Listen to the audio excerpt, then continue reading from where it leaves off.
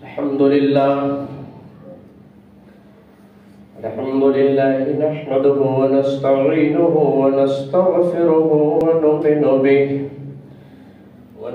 به ونتوكل عليه ونعوذ بالله من شرور أنفسنا ومن سيئات أعمالنا من يهده الله فلا مضل له ومن يضلله فلا هادي له ونشهد أن لا إله إلا الله وحده لا شريك له ونشهد أن سيدنا ومولانا محمدا عبده ورسوله أما بعد أعوذ بالله من الشيطان الرجيم بسم الله الرحمن الرحيم إنا فتحنا لك فتحا مبينا صدق الله مولانا العظيم وصدق رسوله النبي الأمين المكين الكريم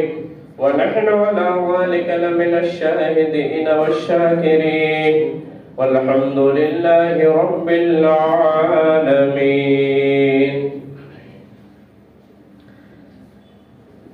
محترم بزرگوں اور دوستوں،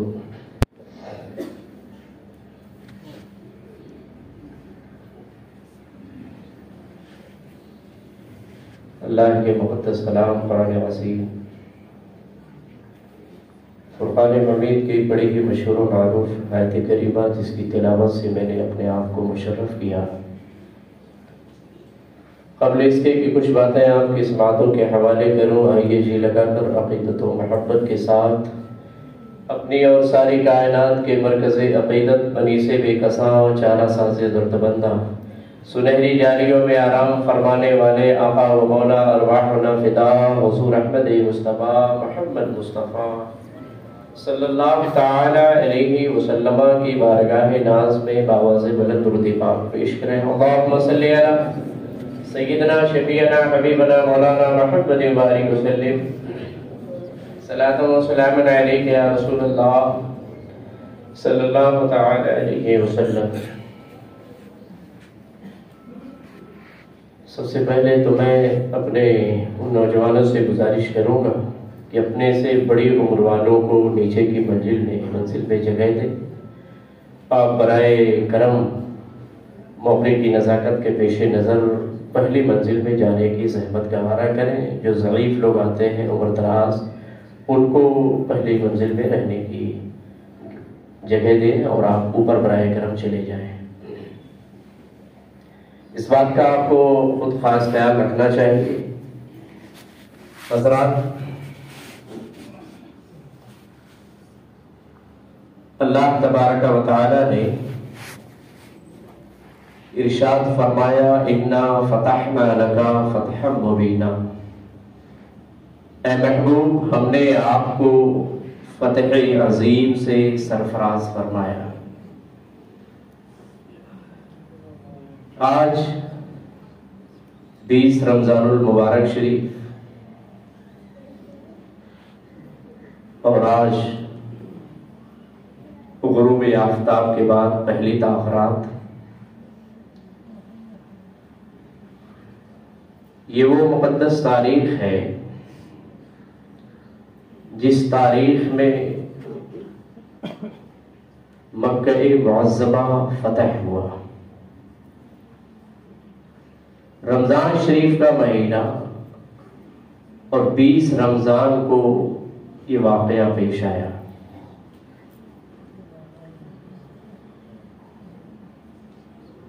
صحابہ نے دین کی خاطر کتنی قربانیاں دی ہیں. یہ دین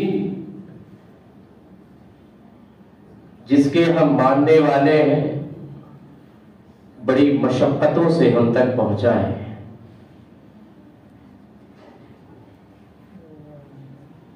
دین کی اہمیت کو اگر سمجھنا ہے بحیثیت مومن، بحیثیت مسلمان، تو حضرت خبیب کی زندگی آپ پڑھو. حضرت خباب کی زندگی دیکھو، بحیثیت مومن حضرت بلال کی زندگی پڑھو کہ زندگی انہوں نے دین اسلام کی خاطر کتنی مشقتیں جھیلی ہیں، کتنی اذیتوں کو صحابہ نے برداشت کیا ہے۔ اسی طرح جس طرح دین بڑی مشقتوں سے ہم تک پہنچا ہے، دین کی تعلیمات بھی ہم تک بڑی دشواریوں سے پہنچی ہے۔ آج کا دور یقیناً غزوات کی یاد دلاتا ہے۔ صحابہ کی زندگی آپ ایک طرف مطالعہ کریں اور غزوات کی تفصیل دیکھیں۔ صحابہ نے جو جنگیں کی ہیں ان جنگوں کی آپ تفصیل دیکھیں۔ غزوہ اسے کہتے ہیں جس میں خود بنفس نفیس سرکار کی ذات موجود رہی۔ جس جنگ میں سرکار نے شرکت کی اور خود میدان جہاد میں میدان جنگ میں اترے اسے غزوہ کہتے ہیں، اسی کی جمع ہے غزوات۔ اگر صرف دعاؤں سے کام چلتا تو سرکار میدان بدر میں نہیں جاتے۔ ہم پڑھتے ہیں واقعات کو علماء کی زبانی سنتے ہیں، مگر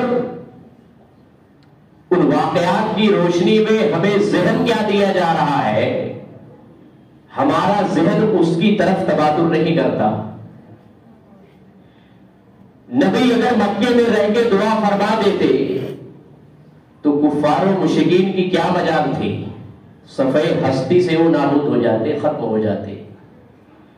لیکن میرے نبی نے غزوہ بدر میں بنفس نفیس شرکت فرما کے اس بات کا ذہن دیا کہ صرف دعاؤں سے کام چلنے والا نہیں ہے، میدان عمل میں تمہیں اترنا پڑے گا، میدان جہاد میں قدم رکھنا پڑے گا، اس کے بعد دعا کرو، تب جا کے تائید غیبی حاصل ہوگی، اللہ کی مدد شامل حال ہو۔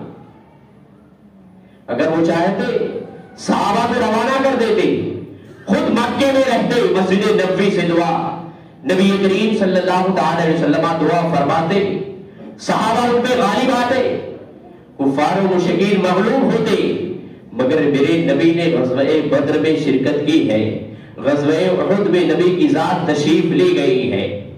کتنا ایسا ہوا، ابھی آپ نے غزوات کی تفصیل آپ دیکھیں، غزوہ بدر کا وہ عظیم معرکہ ابھی چند دن پہلے آپ نے سماعت کیا۔ رمضان شریف جیسے مہینے میں ایک طرف عرب کی گرمی دیکھیں، تپش، وہاں کی حرارت اور جو شدت ہوتی ہے اس کو جن لوگوں نے دیکھا ہے وہ نظر میں رکھیں، اور رمضان شریف جیسا مہینہ صحابہ رمضان کے مہینے میں جنگ کر رہے ہیں، روزے کی حالت میں تلوار چلا رہے ہیں۔ مجاہد پہ روزہ رکھنا یہ ضروری نہیں ہے، جس طرح مسافر پہ شریعت رخصت دیتی ہے، مسافر کے لیے اجازت دیتی ہے چاہے وہ روزہ رہے یا نہ رہے، کیونکہ السفر کا سفر کو شریعت نے موت سے تعبیر کیا ہے۔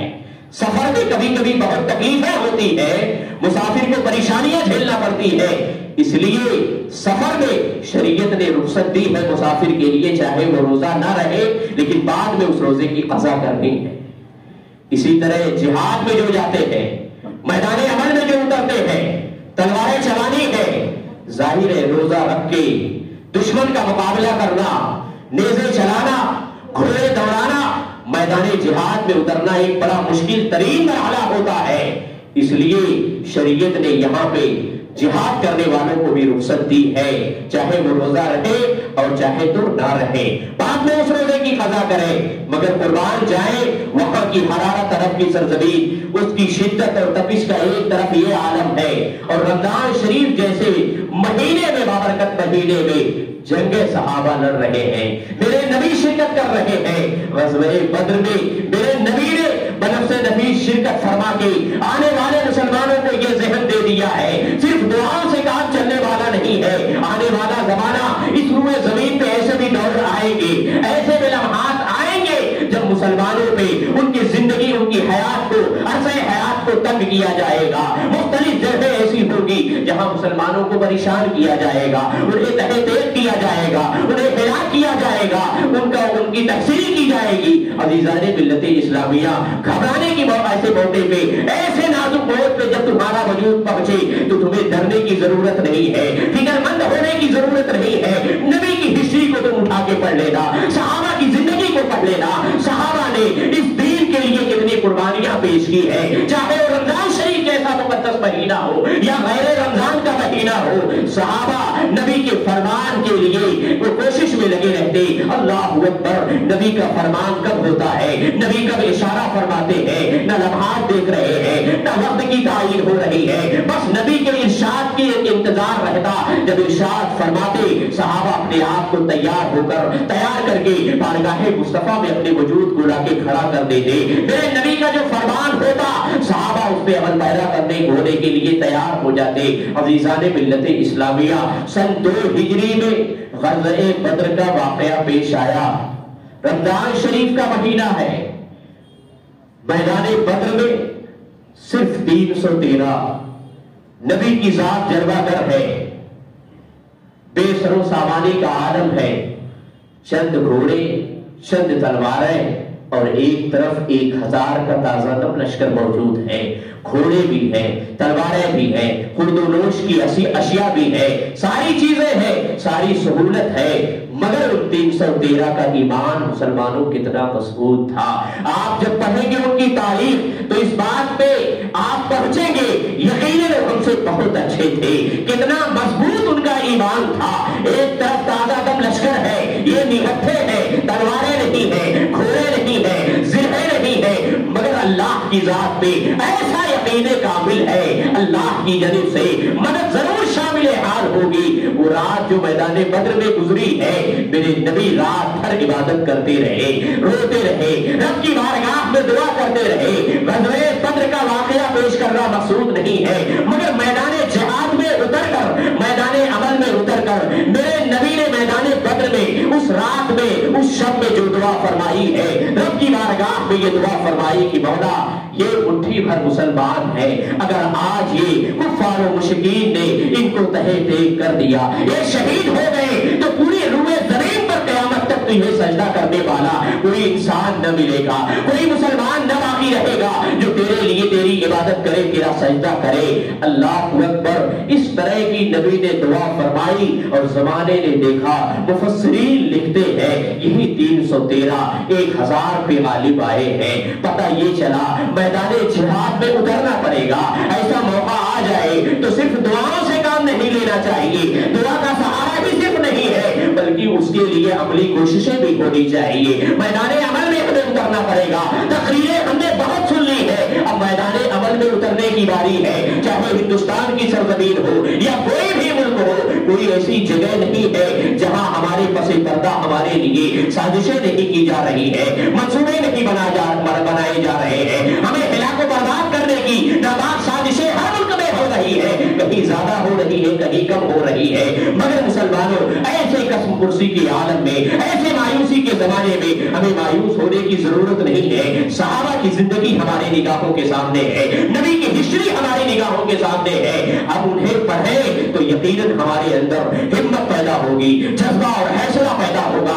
صحابہ نے روزہ رکھ کر غزوہ بدر میں کیسے شرکت کی ہے، کیسے انہوں نے تلواریں چلائی ہے۔ آج تو اللہ نے ہمیں سب کچھ عطا کیا ہے، بہت کچھ ہمیں عطا کیا ہے۔ مسلمانوں، عقل ہے، سوچنے سمجھنے کی صلاحیت اللہ نے دی ہے، دماغ دیا ہے، آزارے جوارے ہمارے صحیح سلامت ہے، اب کچھ بھی کر سکتے ہیں۔ مسلمانوں، آپ اگر گہرائی سے سوچیں، بہت سارے آج ایسے مقامات ہیں جہاں پہ اقلیت پہ ہماری تعداد ہے، وہ اکثریت پہ ہے، ان کی تعداد زیادہ ہے اور فرقہ پرستی ان کے اندر بھری ہوئی ہے۔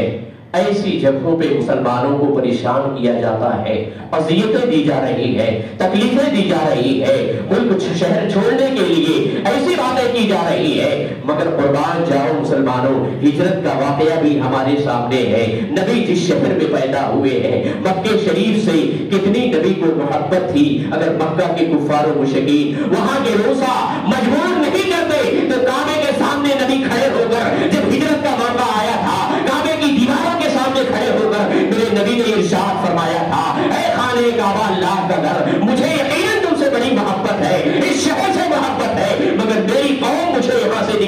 مجبور کر رہی ہے، میں یہاں سے نہ جاتا مگر میری قوم نکلنے میں مجبور کر رہی ہے۔ جو جس کا جائے پیدائش ہوتا ہے، فطری طور پہ انسان کو اس وطن سے محبت ہوتی ہے، اس گاؤں اور شہر سے محبت ہوتی ہے۔ جب تک مجبوریاں نہیں ساتھ ہوتی ہیں، انسان شہر چھوڑنے کے لیے، اپنا گاؤں چھوڑنے کے لیے آمادہ نہیں ہوتا ہے، آسانی سے تیار نہیں ہوتا ہے۔ مگر واقعی ہجرت بھی ہماری نگاہوں کے سامنے ہے۔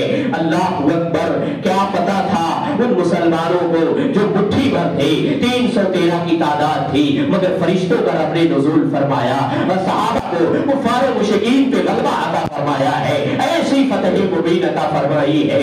جس آیت کریمہ کو میں نے پڑھا، یہ غزوہ بدر کے موقع پہ نہیں، انا فتحنا لکا فتحا مبینا، رب ارشاد فرماتا ہے اے میرے محبوب، ہم نے آپ کو فتح عظیم سے سرفراز فرمایا۔ یہ صلح حدیبیہ کے موقع پہ نازل ہوئی ہے۔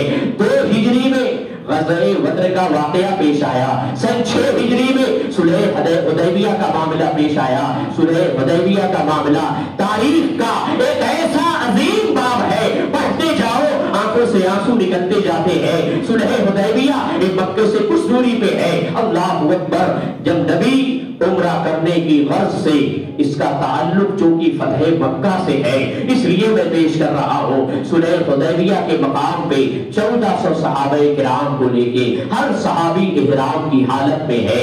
اللہ اکبر، مقام حدیبیہ پہ پہنچے کفار و مشرکین نے، سردار قریش روسا نے، وہاں کے مکے کے روسا نے آپ کو جا کے روک دیا، اے نبی ہم آپ کو مکے کی گلیوں میں جانے نہیں دیں گے، طواف کرنے نہیں دیں گے، عمرے کے نیت سے آپ کو مکے میں داخلہ آپ کا ممنوع ہے، آپ کو نہیں جانے دیا جائے گا۔ میرے نبی نے ارشاد فرمایا، میرے سارے صحابہ احرام کی حالت میں ہے، احرام پہن رکھا ہے، ہمارا جنگ کا کوئی ارادہ نہیں ہے، ہم تو خانہ کعبہ کی زیارت کے لیے جا رہے ہیں، طواف کرنے جا رہے ہیں، عمرے کی نیت سے ہم آئے ہیں۔ مگر کفار و مشرکین نے بڑی سختی سے پیش آئے ہو اور نہ جانے دیا، منع کیا، ہم ہرگز آپ کو مکے میں جانے نہیں دیں گے، یہیں سے آپ واپس مدینہ چلے جائیں، آپ کا داخلہ نہیں ہوگا، مکے میں آپ نہیں آ سکتے۔ مگر قربان جاؤ، اس موقع پہ 1400 صحابہ کرام، حضرت عمر نے ارشاد فرمایا، یا رسول اللہ اگر یہ ہمیں روک رہے ہیں، ہمارے حوصلے بلند ہیں، ہماری بازوؤں میں طاقت ہے، آپ تشریف لے چلے، یہ صلح کی کیوں بات کر رہے ہیں؟ کیا اس صحابہ ایسے تھے جنہوں نے نبی کی بارگاہ میں عرض کیا، یا رسول اللہ کیا ہم حق پہ نہیں ہیں؟ نبی نے ارشاد فرمایا، یقیناً ہم حق پہ ہیں، مگر رب کی جو مرضی ہوگی وہی ہوگا، یہ خدا من جانب اللہ ہے جو میں کہہ رہا ہوں، اے صحابہ اس پہ عمل کرو۔ صلح کی گفتگو کر رہے ہیں، امن اور بھائی چارے کی نبی گفتگو کر رہے ہیں، اللہ اکبر، بار بار اصرار کر رہے ہیں، ہم احرام کی حالت میں ہیں، عمرے کی نیت سے آئے ہیں، ہمارا ارادہ جنگ کا ارادہ نہیں ہے، اے کفار مکہ، اے روسائے مکہ، ہمیں مکے میں جانے کی پرمیشن دے دو، ہمیں مکے میں جانے کی اجازت دے دو، خانہ کعبہ کی زیارت سے ہمیں سرشار ہونے کی اجازت دے دو۔ مگر کفار و مشرکین اس بات پہ ڈٹے رہے، ہم مکے میں آپ کو آنے نہیں دیں گے، اسی حدیبیہ کے مقام سے آپ کو واپس جانا پڑے گا۔ حضرت عمر نے کہا، یا رسول اللہ آپ صرف اجازت دیں، آگے بڑھے، اگر یہ روکیں گے ان کے اندر اتنی ہمت نہیں ہے، ان کا حوصلہ پست ہو چکا ہے، یہ بزدل ہے، اگر یہ روکیں گے ہماری تلواریں ان کا جواب دیں گی۔ یا رسول اللہ امن کی گفتگو نہیں ہونی چاہیے، یا رسول اللہ آگے بڑھے، یہ چند کفار و مشرکین ہمارا راستہ نہیں روک سکتے، ہم اپنی تلواروں سے ان کے سروں کو جدا کر دیں گے یا رسول اللہ۔ مگر نبی کریم صلی اللہ علیہ وسلم نے ارشاد فرمایا، خدا کا جو حکم ہے اے عمر میں وہی بتا رہا ہوں، ہم لڑنے کے ارادے سے نہیں، جنگ کا ہمارا کوئی ارادہ نہیں ہے، امن و شانتی کی گفتگو ہوتی رہی، صلح کی گفتگو ہوتی رہی۔ حدیبیہ کے مقام پہ 1400 صحابہ کرام کو لے کر میرے نبی تشریف فرما ہے، قیام کیے ہوئے ہیں۔ ادھر مکے کی گلیوں میں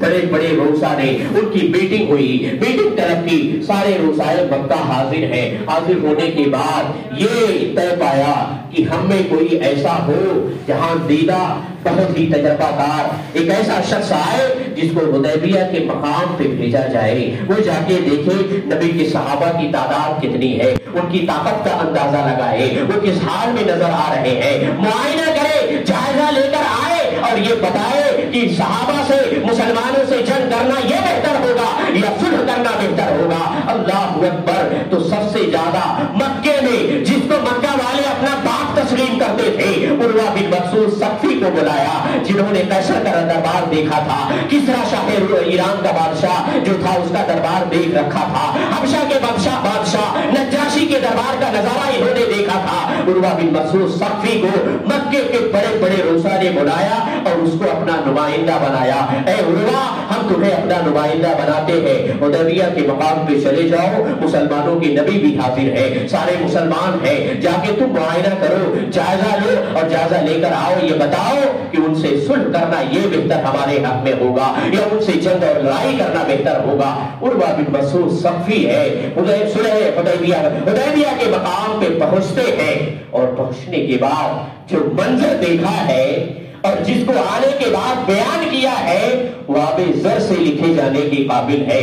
उर्वा बिन मकसूद सख्फी है, जाके सहाबा की तादाद को देखा और उस जगह पहुंचे जहां नबी जलवागर है, सहाबा झुरमुट में है, सहाबा इर्द गिर्द बैठे हुए हैं, क्या देख रहे हैं? उर्वा बिन मकसूद सख्फी ने देखा, वो बयान करते हैं, तफसीर में आया, वो खुद लिखते हैं कि मैंने हुदैबिया के मकाम पे जो सहाबा का मंजर देखा है, नबी से जो वालिहाना उनकी मोहब्बत थी, जो इश्क था, जो तेवर था, जो अंदाज मैंने देखा है, वो तफसीर की तारीख की किताबों में लिखते हैं। अल्लाहु अकबर।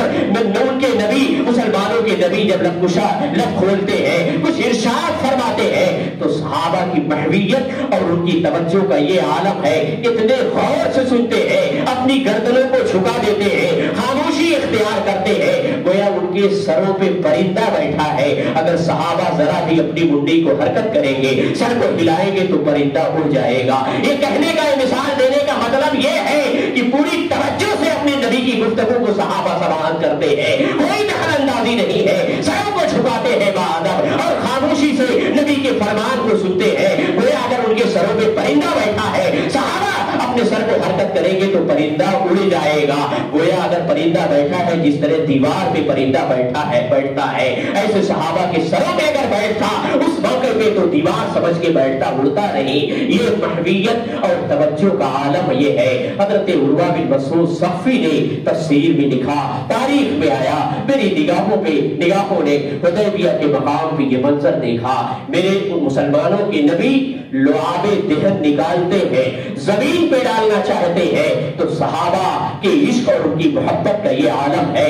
लुआबे दहन जब ज़बाने मुबारका से जमीन पे फेंकना चाहते हैं, उनके नबी डालना चाहते हैं, तो सहाबा ऐसा मालूम होता है उनमें आपस में जंग हो जाएगी। लुआबे दहन को जमीन पे नहीं पड़ने देते हैं, अपने हाथों में ले लेते हैं। कोई सहाबी चेहरे पे बन रहा है, कोई हाथों में लगा रहा है, कोई सीने पे बन रहा है। अल्लाहु अकबर। सिर्फ इतना ही नहीं, उर्वा ने ये भी जवाब दिया है, लिखा है तारीख की किताबों में, मेरी निगाहों ने देखा उन मुसलमानों के नबी जब वुजू का टाइम होता है, वुजू करने बैठते हैं, तो आज़ाए वुजू से पानी के जो कतरात टपकते हैं, ऐसा लगता है वो पानी टपकने वाला, जिसमें अतः से गिरने वाला, जुदा होने वाला पानी, सहाबा उसे हासिल करने के लिए ऐसा मालूम होता है, देखने के बाद महसूस होता है ये आपस में जंग कर लेंगे। उसे हासिल करने के लिए कोई अपने हाथों को फैला रहा है, कोई बर्तन लेके दौड़ के पहुंच रहा है, कोई अपने दामन को फैला रहा है। आज़ाए वुजू से जुदा होने वाला पानी का कतरा भी जमीन पे नहीं गिर रहा है। नबी अगर लुआबे दहन जमीन पे डालना चाहते हैं, वो भी जमीन पे नहीं गिरने दे रहे हैं, पानी का एक कतरा जमीन पे नहीं गिरने दिया। उर्वा बिन मकसूद सख्फी ये नजारा हुदैबिया के मकाम पे अपने बापे की निगाहों से देखा, और ये सब देखने के बाद वापस मक्का आते हैं। रोज़ाए मक्का ने पूछा, ए उर्वा, जिस काम के लिए तुम्हें भेजा गया था, ये बताओ। सहाबा का जायजा लिया, उनकी ताकत का मुआयना किया, ये बताओ उनसे सुलह करना बेहतर होगा या उनसे लड़ना और जंग करना बेहतर होगा। हजरत उर्वा बिन मकसूद सख्फी, जिन्होंने कैसर का बादशाह दरबार का उसका दरबार देखा था, उसने कहा, वल्लाही इन्नी जेतो कैसरा व किसरा व नजाशिया वल्लाही मा राइतो अहदन युअज़्ज़िम कमा युअज़्ज़िमु असहाबु मुहम्मदिन मुहम्मदा। मैंने कैसर के बादशाह कैसर का दरबार देखा है, ईरान के बादशाह किसरा की हवेली को देखा है, उसका नजारा किया है, और हबशा के बादशाह नजाशी की शान देखी है। वल्लाही मा राइतो अहदन युअज़्ज़िमु कमा युअज़्ज़िमु असहाबु मुहम्मद محمدا, مگر میں نے جو شان و شوکت محمد عربی کی بارگاہ میں دیکھی ہے, محمد عربی کے دربار میں جو شان و عظمت میں نے دیکھی ہے, وہ قیصر کے ہاں مجھے نظر نہیں آئی, وہ کسریٰ کے دربار میں میں نے نہیں دیکھی ہے, وہ نجاشی کے دربار میں نے نہیں دیکھی ہے. اور اس کے بعد حضرت عروہ بن مسعود ثقفی نے اپنی قوم کو یہ ذہن دینا چاہا, اے میری قوم, میں نے یہ نظارہ دیکھا ہے. اور اس کے بعد ایک تاریخی جملہ حضرت عروہ بن مسعود ثقفی نے ارشاد فرمایا کہ جنگ انسانوں سے کی جاتی ہے, دیوانوں سے نہیں کی جاتی ہے. محمد عربی کے ارد گرد جو انسان ہے, ان کا کلمہ پڑھنے والے جو صحابہ ہیں, جس قدر ان کی محبت اور والہانہ انداز میں عشق کرتے ہیں, وہ دیوانے مجھے معلوم ہوتے ہیں, وہ انسان نہیں معلوم ہوتے ہیں. اے مکہ, اے رؤسائے مکہ, اے مکہ کے کفار و مشرکین, میری قوم, تم نے مجھے نمائندہ بنا کے بھیجا تھا. میں نے حدیبیہ کے مقام پہ یہ نظارہ کر کے میں نے آیا ہوں اور یہ دیکھا ہوں جنگ انسانوں سے کی جاتی ہے, دیوانوں سے نہیں کی جاتی. وہ ایسی قوم ہے جب اپنے نبی کے جسم سے جدا ہونے والے پانی کا ایک قطرے, پانی کے ایک قطرے کو زمین پہ گرنا نہیں گوارا کرتی ہے, وہ کب بھلا یہ چاہے کہ ان کے نبی کے جسم کا خون زمین پہ گرے؟ ایسا نہیں ہو سکتا. اے میری قوم, میرا مشورہ تمہیں یہ ہے کہ ویسے دیوانے ہیں, ان سے صلح کرنا بہتر ہوگا. جنگ نہیں تم کر سکتے, ہار جاؤ گے. وہ دیوانے معلوم ہوتے ہیں, انسان نہیں ہے, کیونکہ وہ جب پانی کا ایک قطرہ زمین پہ گرنا انہیں گوارا نہیں ہے. وہ قوم کب بھلا یہ چاہے گی کہ ان کے نبی کے جسم اطہر کا خون کا قطرہ زمین پہ ٹپکے؟ اس لیے میرا مشورہ تمہیں یہ ہے کہ صلح کر لو, جنگ کی نوبت نہ آئے. اور صلح حدیبیہ کے مقاموں پہ صلح ہوئی ہے. 10 سال کے لیے معاہدہ ہوا, تحریری طور پہ شکل دی گئی کہ 10 سال آج کے بعد سے تمہارے اور ہمارے درمیان جنگ نہیں ہوگی. سارے شرائط منظور کیے گئے, ساری شرطیں کفار و مشرکین کی نبی نے منظور کی. صحابہ پریشان, یا رسول اللہ, اتنے طبقے کیوں مشورہ کیا جا رہا ہے؟ ہم حق پہ ہیں, ہمارا رب ہمارے ساتھ ہے, پھر ان کفار و مشرکین کے ساتھ اتنے طبقہ کیوں معاہدہ ہو رہا ہے؟ مگر نبی جو دیکھتا ہے وہ ایک عام آدمی کیسے سمجھ سکتا ہے, کیسے دیکھ سکتا ہے؟ ساری شرائط ان کی منظور ہوئی, اور نیچے جب اس معاہدے پہ لکھا گیا کہ یہ معاہدہ محمد رسول اللہ صلی اللہ تعالی علیہ وسلم کی جانب سے ہے, کفار و مشرکین واویلا کرنے لگے, یہ ہم تو آپ کو رسول تسلیم ہی نہیں کرتے. اگر ہم آپ کو نبی مان لے, معاذ اللہ, رسول تسلیم کر لے تو سارے جھگڑے ہی ختم ہو جائیں گے. ہم تو آپ کو رسول تسلیم ہی نہیں کرتے, اس لیے اس معاہدے میں محمد رسول اللہ لکھنے کی ضرورت نہیں ہے, محمد ابن عبد اللہ لکھا جائے, تب ہم اس معاہدے میں عمل پیرا ہوں گے. آپ ان کی قساوت قلبی کا اندازہ لگائیں, کتنے سخت دل تھے وہ. محمد کو صرف محمد بن عبد اللہ کہہ رہے ہیں, رسول تسلیم کرنے کے لیے, تسلیم کرنے کے لیے تیار نہیں ہے. حضرت علی کے ہاتھوں میں قلم ہے, وہ لکھ رہے ہیں, مگر جب معاہدے کے وقت یہ لکھنے کے لیے کاٹنے کی باری آئی اور کفار و مشرکین نے کہا محمد الرسول اللہ, یہ کٹ دیا جائے, محمد ابن عبد اللہ اس کی جگہ پہ لکھا جائے. حضرت علی کہتے ہیں, یا رسول اللہ, میرے ہاتھوں میں اتنی طاقت نہیں ہے, میں اس بات کی ہمت نہیں کر سکتا کہ آپ کے نام مبارکہ میں کٹ کرنے کا قلم چلاؤں. یا رسول اللہ, میں تو آپ کو اللہ کا نبی تسلیم کرتا ہوں, یا رسول اللہ کہا کرتا ہوں, میں یہ کٹ نہیں کر سکتا. میرے نبی نے اپنے ہاتھوں میں قلم لیا اور خود سے کٹ کیا, اس کے بعد لکھا محمد ابن عبداللہ کی جانب سے یہ معاہدہ ہے. مگر حالات کچھ ایسے پیش آئے, واپس تو آقا تشریف لے آئے, مگر واپسی میں سارے صحابہ رنجیدہ ہیں. 10 سال کا معاہدہ ہے, ہمیں عمرہ نہیں کرنے دیا جا رہا ہے. آج حدیبیہ کے مقام سے مکے کے قریب آ کر سرحد پہ ہم واپس کیے جا رہے ہیں, اور 10 سال کا معاہدہ ہے کہ ہم 10 سال کے بعد عمرہ کرنے آئیں گے. مگر جاتے جاتے میرے نبی نے جملہ ایک ہی ارشاد فرمایا, اے میرے صحابہ, تمہیں گھبرانے کی ضرورت نہیں ہے, ان قریب ہم واپس آئیں گے. 10 سال کا معاہدہ تو لکھا گیا ہے, مگر نبی کی زبان فیض ترجمان سے یہ جملہ بھی ادا ہوا, اے صحابہ گھبرانے کی ضرورت نہیں ہے, بہت جلد ہم پلٹ کے آئیں گے عمرے کی نیت سے. اللہ اکبر. سن 2 ہجری میں غزوہ بدر, سن 6 ہجری کا یہ واقعہ ہے صلح حدیبیہ کا, جب معاہدہ کیا گیا. مگر فتح مکہ کب ہوا ہے؟ 2 ہی سال کے بعد. معاہدہ ہوا ہے 10 سال کا, مگر صرف 2 سال گزرتے 8 ہجری کے اندر رمضان شریف کے مبارک موقع پہ 20 رمضان کی تاریخ تاریخ ہے سن 8 ہجری ہے، مکہ فتح ہوا ہے، 10 اور 12 ہزار کا لشکر جرار صحابہ کو لے کر کچھ ایسے معاملے پیش آئے ان دونوں سالوں میں، معاہدہ کفار و مشرکین سے کی طرف سے توڑ دیا گیا، ایسی نوبت آئی، معاہدہ ختم ہو گیا اور یہ منظور تھا، یہ تو سب من جانب اللہ تھا، مگر قربان جاؤ نبی فتح مکہ کے موقع پہ اپنے 12,000 صحابہ کو لے کے جوش و ولولے میں مکہ فتح کرنے کے لیے تشریف لا رہے ہیں۔ دنیا کی آپ تاریخ پڑھو، چنگیز خان کی آپ نے تاریخ پڑھی ہوگی، علاقوں کی تاریخ پڑھی ہوگی، نادر شاہ درانی نے دلی میں جب دلی کو فتح کیا تھا اس زمانے میں دلی کی نالیوں میں گلیوں میں خون بہہ رہے تھے مسلمانوں، وہ واقعہ آپ پڑھو، تاریخ کا آپ جائزہ لو، مگر میرے آقا آج فاتحانہ شان و شوکت سے مکے میں اپنے قدم کو رکھ رہے ہیں، تیور اتنا انداز ایسا، اتنا حوصلہ صحابہ کو بلند ہے، نگاہیں جھکی ہوئی ہے، عزت و انکساری کے نبی پیکر بنے ہوئے ہیں، کوئی گھمنڈ نہیں ہے، کوئی غرور نہیں ہے، نگاہیں نبی کی جھکی ہوئی ہے، فاتحانہ شان و شوکت سے مکے میں نبی اور ان کے صحابہ قدم رکھ رہے ہیں۔ حضرت ابو سفیان جو ابھی تک ایمان نہیں لائے تھے، ہر محاذ پہ رسول کے مخالف تھے، رسول کی مخالفت میں ہر محاذ پہ ابو سفیان کی ذات موجود رہتی تھی۔ ابو سفیان وہ شخص ہے جو قوم مکہ کا سردار تھا، بڑا ہی ذہین تھا، بڑا ہی چالاک اور دانشمند تھا، وہ مکے والوں کو مشورہ دیا کرتا تھا اور اس کے مکے والے اس کے مشورے پہ عمل پیرا ہوا کرتے تھے۔ ابھی سفیان وہ ایمان نہیں لایا تھا، پہاڑ کی چوٹی پہ کھڑا ہے،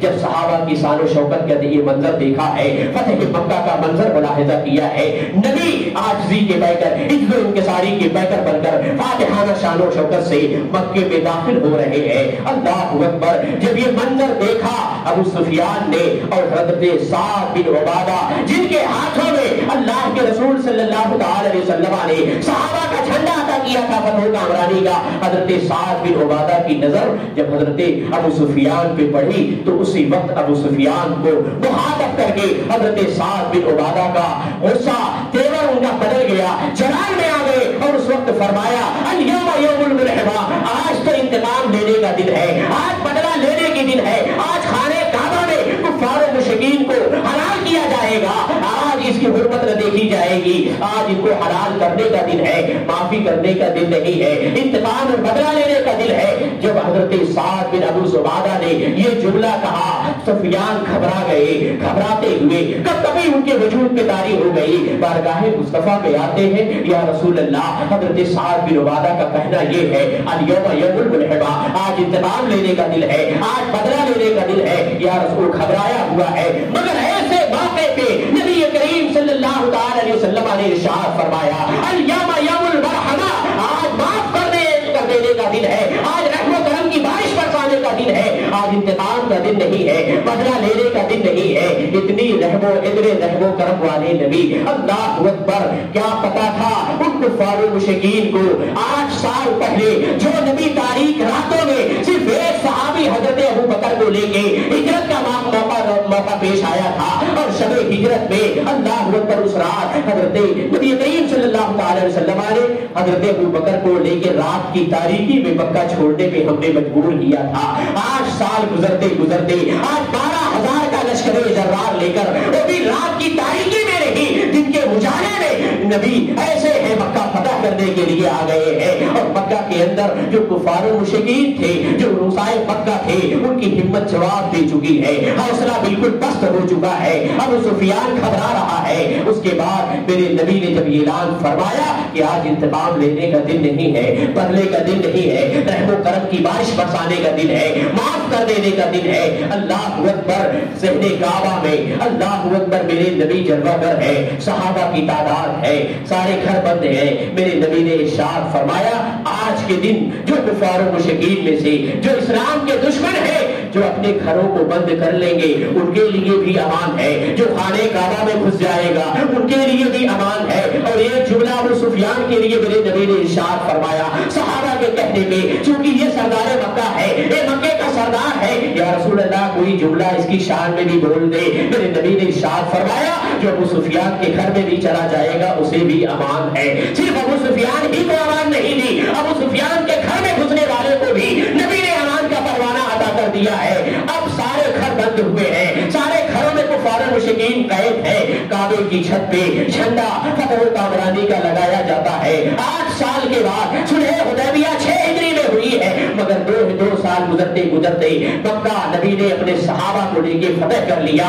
آج ہی کی وہ تاریخ ہے، رمضان کا مہینہ 20 رمضان المبارک کو میرے نبی نے فتح مکہ کا یہ واقعہ پیش آیا. فتح مکہ کو فتح کیا اور اس کے بعد عزیزان ملت اسلامیہ کفار و مشرکین جو مکے میں تھے اپنے گھروں کے دروازوں کو بند کیا ہے. ان کو جب یقین ہو گیا کہ نجات کا پروانہ مل گیا ہے، یہ ہمیں مارنے والے نہیں ہیں، انتقام نہیں لیں گے، نبی نے ہمیں معاف کر دیا ہے. اب باہر نکلتے ہیں.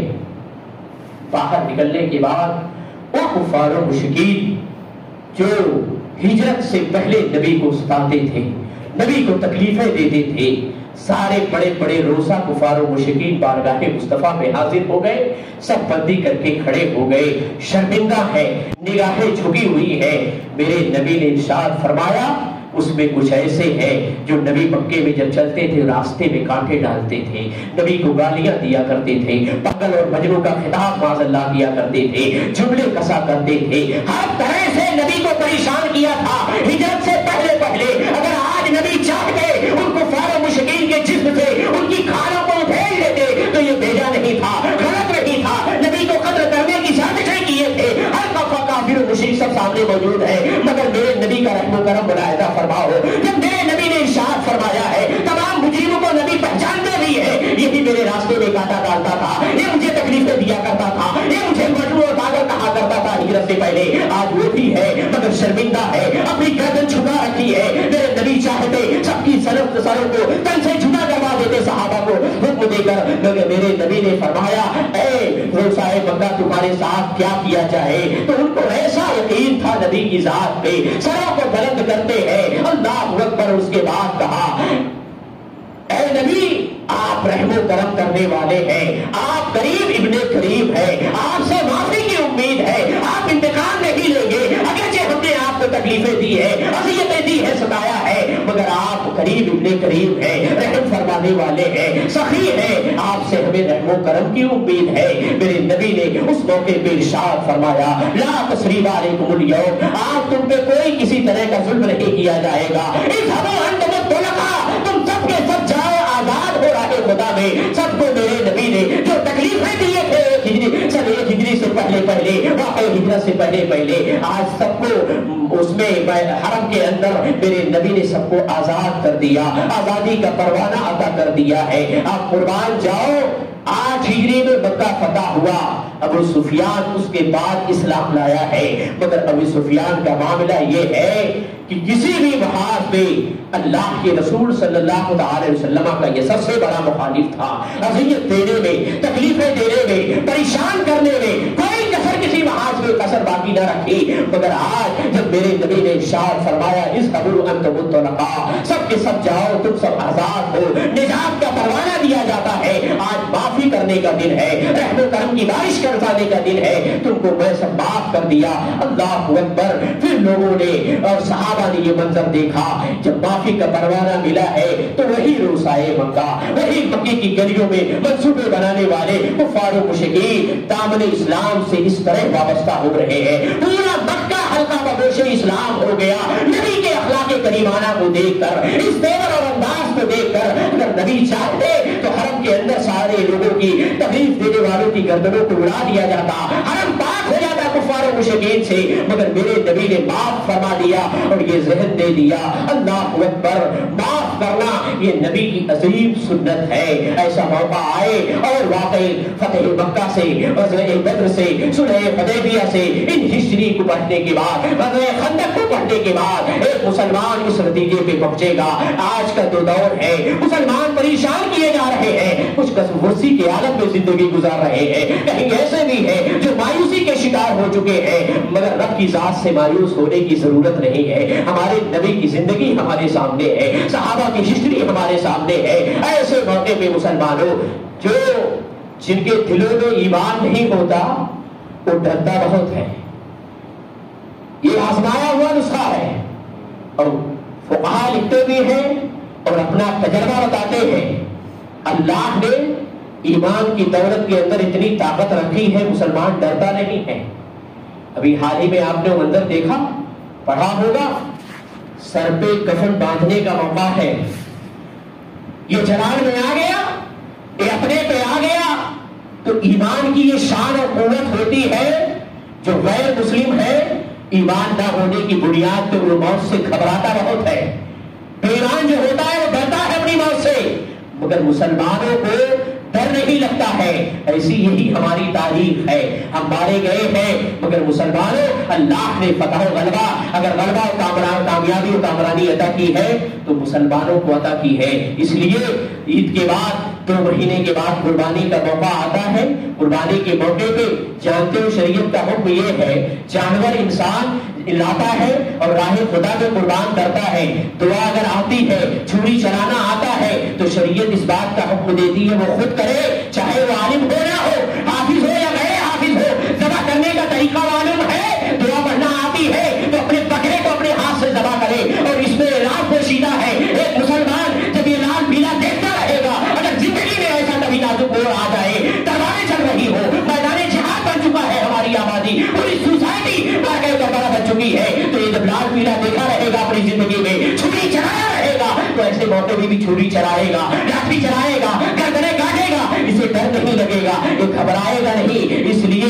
اسلام کے اندر جتنے بھی قوانین ہیں اسے سمجھنے کی ضرورت ہے. مومن جو ہوتا ہے، جن کے دلوں میں ایمان ہوتا ہے، وہ بزدل نہیں ہوتا ہے، وہ کسی بھی مقام پہ پہنچ جائے وہ ڈرتا نہیں ہے. اور ایک ہلکی سی چھلک اسے دلی میں دکھائی گئی ہے مسلمانوں.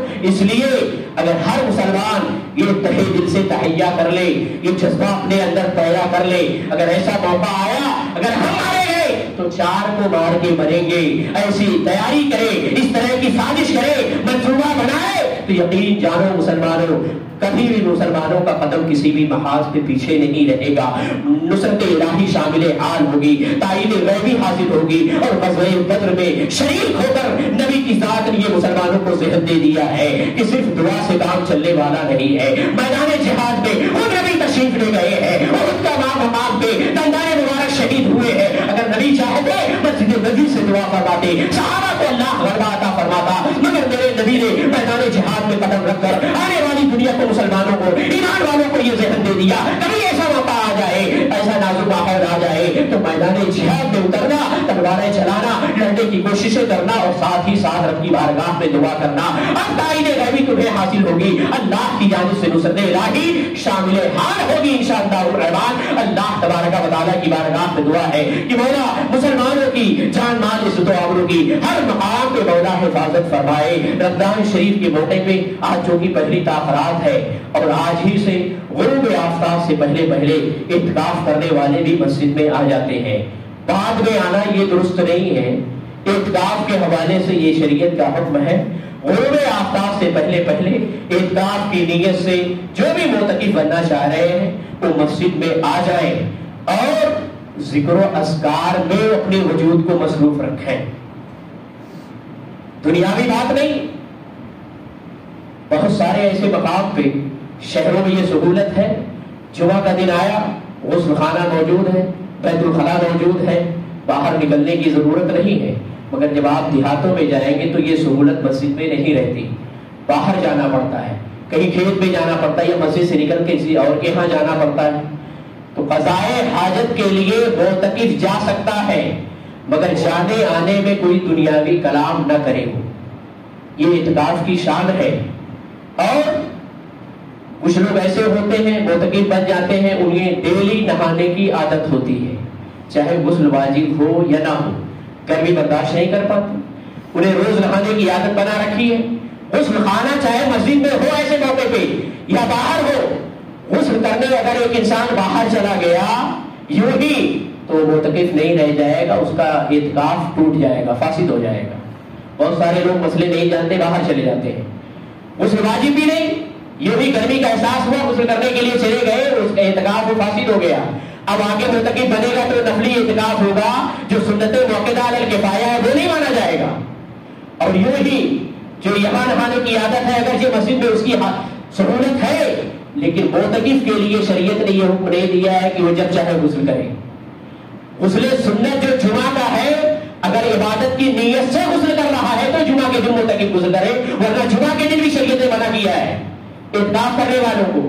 اگر یہ جانتا ہے کہ جمعہ کے دن غسل کرنا سنت ہے اور وہ عبادت حاصل کرنے کے لیے عبادت کی غرض سے جمعہ کے دن اعتکاف کرنے والا متعلق غسل کر رہا ہے مسجد کے غسل خانے میں، تو شریعت اجازت دیتی ہے، باہر جانے کی اجازت نہیں دیتی، اور نہیں واقف ہے تو جمعہ کے دن بھی غسل کرنے سے شریعت منع کرتی ہے۔ بہت سارے احباب کو مسئلے معلوم نہیں۔ ایک صاحب نے زکوٰۃ کے معاملے میں پوچھا ہے مسئلہ، گھر کے ایڈوانس میں زکوٰۃ ہوتی ہے یا نہیں؟ گھر کا جو ایڈوانس ہے ظاہر ہے جو گھر میں رہ رہا ہے مال اسی کا ہے، البتہ یہ اور ہے کہ اس پہ ہمارا قبضہ نہیں ہے، مکان مالک کے قبضے میں وہ پیسہ ہوتا ہے، مگر جس کا پیسہ ہے اس میں زکوٰۃ واجب ہے۔ گھر کے ایڈوانس میں زکوٰۃ واجب ہے، اور ایف ڈی جسے فکس ڈپوزٹ کہا جاتا ہے، جسے ہم نے کسی کو قرض دیا ہے بینک میں فکس ڈپوزٹ کر دیا ہے، یا LIC کے طور پہ رقم بینک میں رکھی ہے، LIC چل رہی ہے، تو ان تمام پیسوں پہ زکوٰۃ واجب ہے، چاہے وہ فکس ڈپوزٹ ہو، LIC کا پیسہ ہو، کوئی اپنے بھائی کو آپ نے 2-4 لاکھ قرض دے دیا ہے واپس نہیں کر رہا ہے، مگر حولانے حول کے بعد سال گزرنے کے بعد اس قرض کی رقم پہ بھی زکوٰۃ نکالنا واجب ہے۔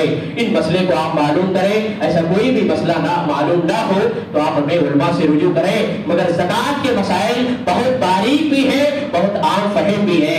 ایسی صورتحال کبھی کبھی ہو جاتی ہے، مسائل سمجھ میں نہیں آتے، شوہر کے ہاتھ میں کچھ بھی پیسہ نہیں ہے، کھانے کے لالے پڑے ہیں، مگر بیوی زیور کے حساب سے صاحب استطاعت ہے، وہ مالک نصاب ہے، تو اگر صحیح معنوں میں وہی مالک نصاب اس کے قبضے میں ہے، شوہر اپنی بیوی کے زیور کا مالک نہیں ہے، اس میں کچھ خرد برد نہیں کر سکتا، کمی بیشی نہیں کر سکتا، تو مالک بیوی ہے تو بیوی کے اوپر وہ مالک نصاب ہے تو اس میں زکوٰۃ واجب ہے۔ اگر شوہر نہیں ادا کر رہا ہے تو بیوی کو شریعت کا یہ حکم ہے زیور کا کچھ حصہ بیچ کر زکوٰۃ دے، مگر دے زکوٰۃ چونکہ اس پہ واجب ہے، وہ خلقِ سمنی ہے، اس لیے اس کے اوپر زکوٰۃ واجب ہے۔ چاہے شوہر اگر ادا کر رہا ہے تو بیوی کو باخبر کر کے زکوٰۃ دے دے، اور اگر شوہر نہیں ادا کر رہا ہے، بیوی مالک نصاب ہے تو اپنا زیور بیچ کر، پیسہ نہیں ہے تو زیور بیچ کر بہرحال زکوٰۃ نکالنا واجب ہے۔ اللہ تبارک و تعالی ہم سب کو، خاص کر وہ احباب جو مالک نصاب ہیں، زکوٰۃ کی صحیح معنوں میں ان کی ادائیگی کی توفیق عطا فرمائے، اپنے مال کا صحیح معنوں میں حساب کریں اور زکوٰۃ نکلے۔ جمعہ کے بارے میں کچھ لوگوں نے، صاحب نے نیت کے حوالے سے سوال کیا، بات ذہن میں آ گئی۔ جمعہ سے پہلے 2 رکعت جمعہ میں جو فرض ہے اس سے پہلے 4 رکعت سنت اور بعد میں بھی 4 رکعت سنت، تو اس جمعہ کی سنت کی نیت کیسے ہم کریں گے؟ عام نمازوں میں، 5 وقتہ نمازوں میں نیت کی میں نے 4 رکعت نماز سنت ظہر کی، یہ بولتے کوئی بھی نماز ہو، اور نوافل میں وقت کی تعین یہ ضروری نہیں ہے، مطلق نیت کی میں نے 2 رکعت نفل نماز کی، چاہے وہ ظہر کی ہو یا مغرب کی ہو یا عشاء کی ہو، نفل نماز ہے، وقت کی تعین ضروری نہیں ہے، مگر جمعہ کے دن جو 4 رکعت سنت پڑھی جاتی ہے پہلے اور بعد میں، اس میں قبلیہ اور بعدیہ کا لفظ آپ استعمال کریں، یا قبل جمعہ کر لیں، نیت کی میں نے 4 رکعت سنت نماز قبل جمعہ، اور اسی طرح نیت کی میں نے 4 رکعت سنت نماز بعد جمعہ، اسی کو قبلیہ اور بعدیہ بھی کہہ سکتے ہیں۔ اس طرح چھوٹے چھوٹے مسائل لوگوں کو معلوم نہیں ہوتے اور برسوں سے نماز پڑھتے ہیں، تو کوئی بھی مسئلہ ہو، بڑا عام ہے میں مسئلہ ہے، نیت کے حوالے سے، غسل کے حوالے سے کوئی بھی ایسا مسئلہ اگر نہ معلوم ہو تو آپ علماء سے رجوع کریں اور تشفی بخش اس کا جواب حاصل کریں، تاکہ آپ کی عبادتوں میں کسی طرح کی کوئی کسر باقی نہ رہ جائے۔ جو احباب نماز سنت نہیں ادا کی ہے وہ کھڑے ہو جائیں، نماز سنت کی ادائیگی